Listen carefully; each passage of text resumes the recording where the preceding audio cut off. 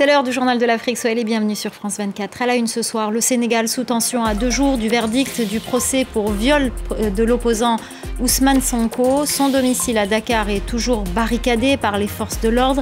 Il y avait été reconduit de force dimanche. Lui se dit séquestré et continue d'appeler à la mobilisation. Nous serons à Dakar dans ce journal.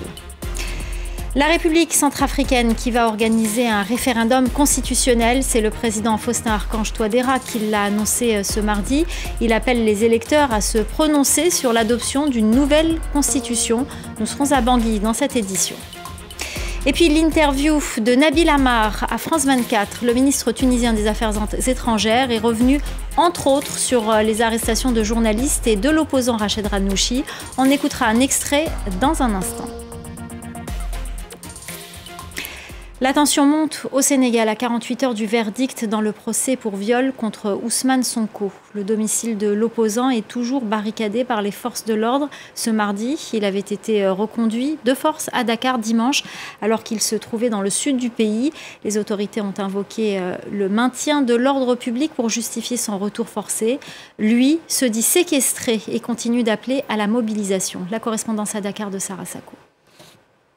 Une violation grave de sa liberté de circuler. Voilà comment les avocats d'Ousmane Sonko ont qualifié sa situation. Eux qui ont essayé d'aller voir leur client cet après-midi à son domicile de la cité Cœur Gorgui avant d'en être repoussés et même gazés par les forces de l'ordre. Il y aura une suite juridique à ce maintien à domicile hors de toute base légale, ont-ils précisé. Ce midi sur une radio locale, c'était Antoine Diome, le ministre de l'Intérieur, qui revenait sur la situation et lui a justifié le maintien à domicile d'Ousmane Sonko par la nécessité pour l'État, a-t-il dit, de maintenir l'ordre public et d'éviter tout rassemblement. Il a aussi précisé que les meneurs des manifestations de lundi étaient interpellés et que les interpellations se poursuivaient ce mardi. Ironie du calendrier, c'est justement mercredi que doit démarrer le dialogue national voulu par le chef de l'État, un dialogue déjà boycotté par une partie de l'opposition et de la société civile, des frondeurs qui ont décidé d'organiser un contre-dialogue également prévu ce mercredi.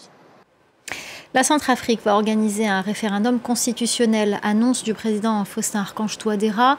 Il souhaite appeler les électeurs à valider ou non un projet de nouvelle constitution. La correspondance à Bangui de Rolf Steve Domialéou. C'est un message à la nation du président de la République Faustin Archange Touadéra qui a pris tout le monde de court. Il souhaite soumettre le projet d'une nouvelle constitution. Une décision prise après consultation auprès du président de la Cour constitutionnelle et du président de l'Assemblée nationale. Pour le président Touadéra, l'actuelle constitution adoptée dans l'urgence comporte des dispositions qui pourraient nuire notamment au développement économique du pays. Pour rappel, en septembre dernier, la Cour constitutionnelle avait invalidé la nomination par décret présidentiel d'un comité chargé de rédiger une nouvelle constitution. L'opposition s'y était également opposée, soupçonnant le président de vouloir modifier le texte pour briguer un 3e mandat. Un mois plus tard, la présidente de la Cour suprême avait été démise de ses fonctions par décret présidentiel. Ces violences au Burkina Faso, une quarantaine de personnes dont des supplétifs de l'armée ont été tuées dans 2 attaques selon des sources sécuritaires et locales. Par ailleurs, sachez que le Premier ministre a affirmé aujourd'hui qu'il ne pouvait y avoir d'élection sans sécurité, une déclaration alors que le pays est régulièrement frappé par des attaques terroristes. Le ministre tunisien des Affaires étrangères était dans les locaux de France 24 ce mardi. Nabil Amar répondait aux questions de Marc Perelman. Il l'a interrogé sur la vague d'arrestations de journalistes et sur celle du leader du mouvement islamiste Ennahda, Rached Ghannouchi, et sur la condamnation de la répression par la communauté internationale. Écoutez sa réponse. En Tunisie, ce qui se passe, c'est l'application de la loi. Nous avons des lois en Tunisie. Ce sont les lois tunisiennes. C'est pas une chasse aux sorcières. Absolument pas. C'est pas parce qu'on est activiste ou ancien responsable politique ou journaliste que l'on doit être au-dessus de la loi. Ce qui se passe aujourd'hui en Tunisie, c'est l'application de la loi. L'étranger peut en penser ce qu'il veut, mais... ça vous est égal. Alors, je le dis, mais sans aucune agressivité. Sans aucune agressivité, en respectant tous nos partenaires. Mais ce sont nos affaires internes. Les États-Unis et l'Arabie saoudite ont annoncé un renouvellement du cessez-le-feu au Soudan pour une durée de 5 jours, un cessez-le-feu qui n'a jamais vraiment été respecté. Objectif affiché, faciliter l'arrivée de l'aide humanitaire dans les zones les plus touchées par le conflit. Le programme alimentaire mondial a pu commencer des distributions à Khartoum, la capitale, ce week-end. Les civils sont toujours durement touchés par les combats. Bastien Renouille depuis Nairobi. De nombreux Soudanais se demandent quel est l'intérêt du renouvellement de ce cessez-le-feu alors que les combats n'ont jamais réellement cessé au cours des 7 derniers jours. À Khartoum, les habitants rapportent des tirs, des explosions. Les combats étaient certes moins intenses qu'au cours des précédentes semaines, mais ils ont continué, disent les habitants. En revanche, les combats les plus violents ont lieu au nord Kordofan et dans la région du Darfour. Au nord Kordofan, la ville d'El Obeid est toujours entourée par les forces de soutien rapide qui affrontent l'armée. Au cours des derniers jours, il y a eu au moins 20 blessés et plusieurs morts. Et dans la région du Darfour, il est toujours extrêmement compliqué de savoir ce qu'il se passe, étant donné qu'une grande partie des infrastructures de télécommunications ont été détruites lors des combats. Mais l'ancien chef rebelle Mini Minaoui, aujourd'hui gouverneur du Darfour, a appelé la population à prendre les armes pour pouvoir lutter contre les forces de soutien rapide et contre les milices locales qui leur sont alliées. Dans la ville de Niala, capitale du Darfour de l'Est, les combats continuaient toujours ce mardi.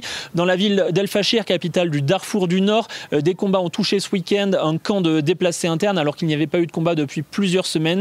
Des milliers de personnes ont dû fuir au sud de la ville.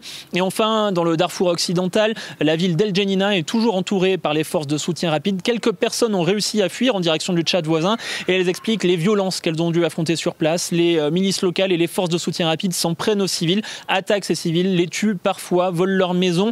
La situation est intenable pour eux, mais il est extrêmement difficile de fuir. Plus de 100 000 personnes ont déjà réussi à quitter la région du Darfour et beaucoup d'autres souhaiteraient le faire. Mais voilà, cela reste extrêmement difficile à cause des combats qui continuent toujours dans la région. L'opération séduction de Sergueï Lavrov, le chef de la diplomatie russe, est en tournée sur le continent, la 4e depuis le début de l'année. Une contre-offensive après les visites de son homologue ukrainien il y a quelques jours. Dmytro Kuleba avait appelé les pays africains à mettre fin à leur neutralité dans la guerre russe en Ukraine. Sergueï Lavrov contre-attaque avec une visite au Kenya hier, au Burundi aujourd'hui. Il ira jeudi en Afrique du Sud. La correspondance régionale de Clément Diroma. Les traditionnels tambours burundais ont accueilli Sergueï Lavrov et sa délégation à l'aéroport de Bujumbura ce mardi. Il était attendu par son homologue burundais, l'ambassadeur Shingiro, qui a rappelé devant les journalistes la position de non-alignement de Gitega concernant la guerre en Ukraine. Le Burundi s'était abstenu de voter à l'ONU pour condamner l'invasion russe en mars 2022, un retour de faveur puisqu'en 2015, lors d'une crise politique et sécuritaire au Burundi, Moscou avait utilisé son droit de veto en faveur du pouvoir en place. Lavrov a rencontré le président Évariste Ndayishimiye et affirme préparer des accords sur l'usage pacifique du nucléaire, l'agriculture ou encore l'éducation. D'autres partenariats militaires et sécuritaires ont aussi été évoqués il y a quelques mois. Le président Ndayishimiye est attendu d'ailleurs au sommet Afrique-Russie prévu en juillet à Saint-Pétersbourg pour entériner ces accords. Enfin, cette visite de Lavrov à Bujumbura arrive à peine une semaine après la discrète visite du ministre ukrainien des Affaires étrangères au Rwanda, le pays voisin. En Guinée, les avocats qui prennent part au procès des massacres du 28 septembre ont décidé de boycotter les audiences. Ils exigent l'amélioration de leurs conditions de travail.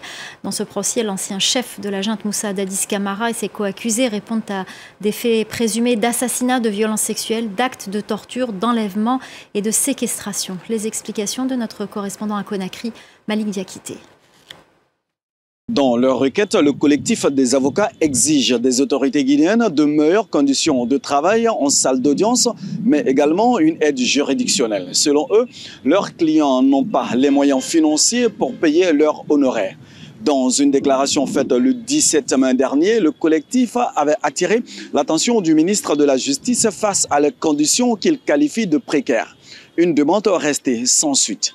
L'aide juridictionnelle qui a été prévue en prélude de ce procès est clair. C'est lorsque les justiciables ne peuvent pas couvrir les honoraires des avocats, il est demandé à l'État de prendre en charge les honoraires des avocats. C'est un droit que nous exigeons. Donc, ça ne négocie pas. De son côté, au cours d'une conférence de presse ce lundi, le ministre guinéen de la Justice s'est montré plutôt ferme. Je reste convaincu que ces avocats reviendront à de meilleurs sentiments, mais faudrait-il que la position du département est une position qui ne bougera pas d'un iota. Là où il y a déjà eu, si vous voulez, une convention entre les accusés et leurs conseils et exiger de l'État ce qui n'est pas le droit, je crois que c'est une aberration. Plusieurs organisations de défense des droits de l'homme craignent que ce bras de fer mette en péril ce procès emblématique dit du 28 septembre 2009 qui juge notamment l'ancien chef de la junte guinéenne Moussa Dadis Camara au pouvoir entre 2008 et 2010. Ce soir, nous recevons le chanteur sénégalais Wally Seck. Vous le connaissez sûrement, artiste de renommée internationale. Il vous a sans doute fait vibrer avec sa voix exceptionnelle. Eh bien, cette voix, on va l'écouter ce soir. Il est avec nous sur ce plateau. Bonsoir Wally Seck, merci d'être avec nous. Bonsoir, merci à vous. Alors, avant de rentrer dans le vif du sujet et de parler musique, on va quand même vous poser une question sur la situation au Sénégal. On a vu dès le début de ce journal, on en parle beaucoup du procès Sonko, de toute cette tension autour. Est-ce que ça vous inquiète? Oui, un peu. Mais vous savez, le Sénégal a toujours été un pays de paix. J'en suis sûr que ça va s'arranger. Donc vous n'êtes pas si inquiet que ça finalement. Vous pensez que ça va s'apaiser? Ça va s'apaiser. Il faut tout le temps positiver pour moi. Alors, Wally Seck, on va, avant de parler de votre dernier album, on va écouter un extrait de votre dernier titre, Waka Waka. Ok. Bottle in the house. I got many surprises under my cards. I'll make her discover what she never asked. One is missing, but I got water. Me up and you double drink, girl. Ragamuffin, babe, bam bam. We go waka waka all night, girl. Bobby titties in my mouth, sucker sucker. Like mama in a mouth, sucker sucker. She like to play with the fire. Alors tout d'abord, qu'est-ce que ça veut dire Waka Waka? Waka Waka, c'est un homme qui suit tout le temps les vœux de sa petite chérie. Un homme amoureux. Et qu'est-ce que ça signifie cette chanson? Ça parle de l'amour. De l'amour. Une personne, un homme qui suit tout le temps sa chérie, tous ses vœux, tout ce qu'elle veut. Ouais. Qui répond à tous ses désirs, à bon entendeur. Donc, vous avez sorti donc ce nouvel album, je présume qu'il parle beaucoup d'amour. Vous êtes en pleine transition du mbalar vers la world music, l'afrobeat nigérian. Comment vous définiriez votre musique aujourd'hui? Moi, personnellement, je pense que j'ai fait du folk. Ouais. Le folk, c'est du world music. Je touche à tout. Alors, la transition est un peu fixée par l'afrobeat. Ouais. Et est-ce que vous gardez quand même une part de tradition dans votre musique? Ou est-ce que vous voulez l'évacuer complètement pour passer à autre chose? Non, je ne pense pas. Je ne pense pas. Je garde tout le temps mon identité parce que je suis mbalarman. Chez nous, on connaît le mbalar. Mais bon, en étant un chanteur, pour moi, tu ne peux pas te focaliser sur juste tu peux pas te focaliser juste pour faire que du mbalar. Pour moi, c'est pas. Qu'est-ce qui vous inspire en ce moment? Vous avez parlé de l'afrobeat. D'ailleurs, vous multipliez les duos avec d'autres artistes.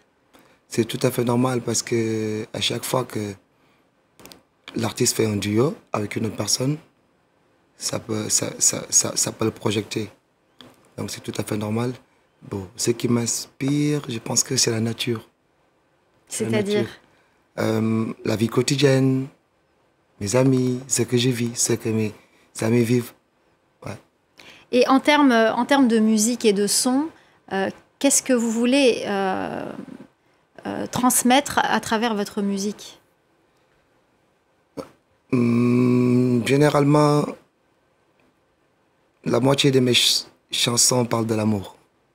Alors, je suis un homme sentimental. Je suis très proche de mes fans. Donc, je pense que c'est de l'émotion. Vous êtes incontestablement l'un des ambassadeurs et des figures montantes de la musique sénégalaise. Qu'est-ce que vous souhaitez transmettre aux autres à travers votre héritage musical? En étant l'ambassadeur et en étant un artiste, je pense que Actuellement, mon propre souhait, c'est d'élargir le côté artistique de Wally Ballago Seck. C'est-à-dire, chez moi, tout le monde connaît Wally. Et je veux reconquérir le monde, et surtout l'Afrique. Et je suis héritier. Mon papa était un chanteur, un monument africain. Et à travers ma belle voix, je veux transmettre le pur musique que l'Afrique est en train de développer pour moi. Alors, justement, vous parlez du continent africain. Est-ce que vous avez une tournée africaine qui est prévue? Vous en avez une en Europe, on en reparlera, mais est-ce que vous avez prévu de vous produire prochainement dans des capitales africaines? Oui. Mais actuellement, je me suis focalisé sur le Dôme de Paris que j'ai fait samedi, le 3. Donc, il y a beaucoup de dates qui sont prévues.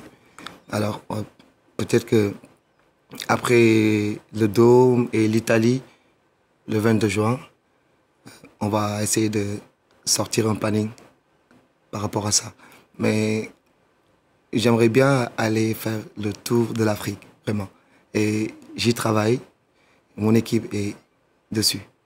Et l'équipe de France 24, ça vous suivra évidemment quand vous ferez votre tournée africaine. Vous Merci beaucoup. êtes invité. Merci beaucoup Wally Seck, merci d'avoir accepté notre invitation dans le Journal de l'Afrique. C'est la fin de cette édition, restez avec nous. L'info continue sur France 24. Merci à vous, merci.